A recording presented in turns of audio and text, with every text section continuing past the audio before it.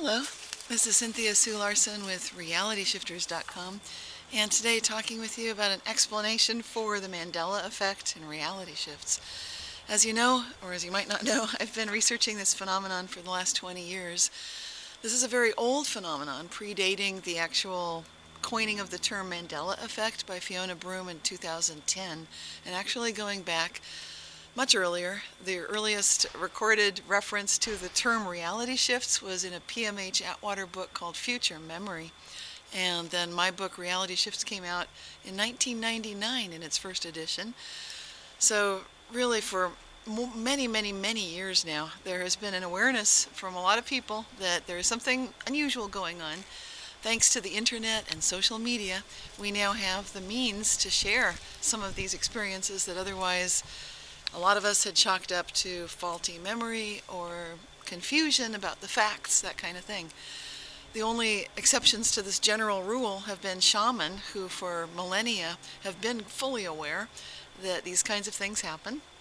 Yogi masters, such as the people described in the book Supernormal by Dean Radin, and individuals such as those.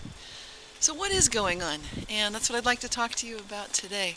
As you know, I describe some theories for quantum physics and how it's involved in my books Quantum Jumps, also Reality Shifts, and in my other books as well to some degree, and on my free newsletter Reality Shifters that I've been publishing since the 1990s. But what I'd like for you to think about today, I've got some notes to remind me of what I'm talking about, because there are a lot of ideas here. I'm going to try to summarize it very succinctly, and that is that thanks to quantum physics, we now see the world differently than we did with classical physics. We now recognize that quantum physics is actually the rule everywhere, at every level of reality. It's not just at the Planck scale, which is the world of the very small, but it's actually happening at every level of reality. And what we're noticing is that an observer is required in order to know what's happening in any kind of quantum physics experiment. This is very different than the classical physics that we're used to, where we used to think we could just say, here are the laws, this works for everything, and you don't need an observer. There's this illusion of objectivity that was happening in that case. No longer do we afford to be able to say such things. And as soon as the observer comes in, this is where it gets interesting, because that's the actual key here, the crux of everything that allows us to see Mandela effects and reality shifts.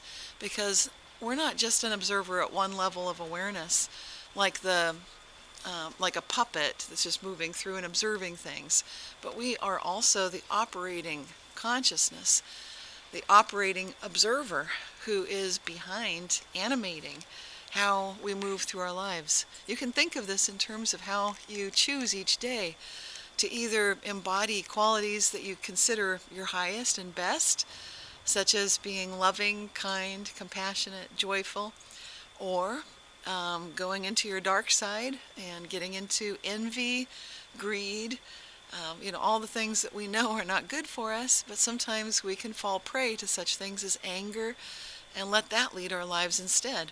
So if you're thinking of it like a puppet, and you know that the puppet is just the actor, the observing actor moving through your life, on that level, you can observe historical records and you can see the way things are now considered to be and have always been true, such as spelling of Berenstain Bears, or dialogue in a movie, such as Star Wars, that seems like it may have changed. Things like continents perhaps moving, or Nelson Mandela having died at a different time than historical records say. So the discrepancy that you're noticing is what I'm suggesting. You're observing a difference between the operating observer, which you might call your spirit, your animating force, and then the part of you that is moving through your daily life as an observer. That's the actor or the observing person that you are. There's a difference between these two. One is the animating force. So we know, for example, that a dummy being launched into outer space in Elon Musk's Tesla is not really a person. We know that because it's not animated by any spirit, any conscious awareness. And so we know that we're not just mere puppets, because we can choose based on our own spiritual principles, basically, how we choose to put a backstory on our lives. And what I'm proposing is that this very difference in our levels of awareness gives us, as we charge these up and as we meditate, as we bring key or energy to all of this, we do start noticing differences.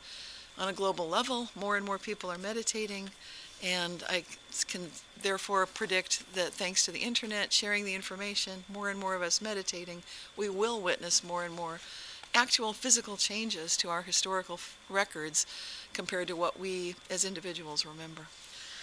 And the other thing that's very big about quantum physics is this picture here. It moves discontinuously, so you'll get very abrupt changes like a stair step, not like a smooth line.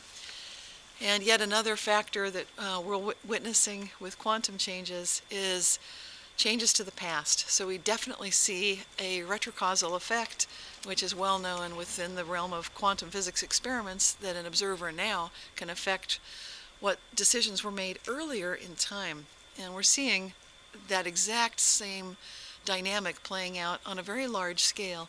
And that's what I'm saying, that we're witnessing quantum phenomena which involve such things as spooky action at a distance, entanglement, superposition of states, quantum teleportation, all of these things, including retrocausality. We occasionally do witness this on the macroscopic scale.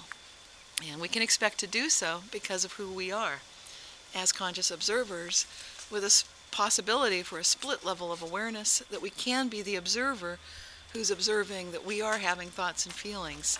As soon as we start doing that, we lay the groundwork to be able to witness reality shifts and Mandela effects. So until next time, keep asking, how good can it get? This is Cynthia Sue Larson with realityshifters.com. Thanks.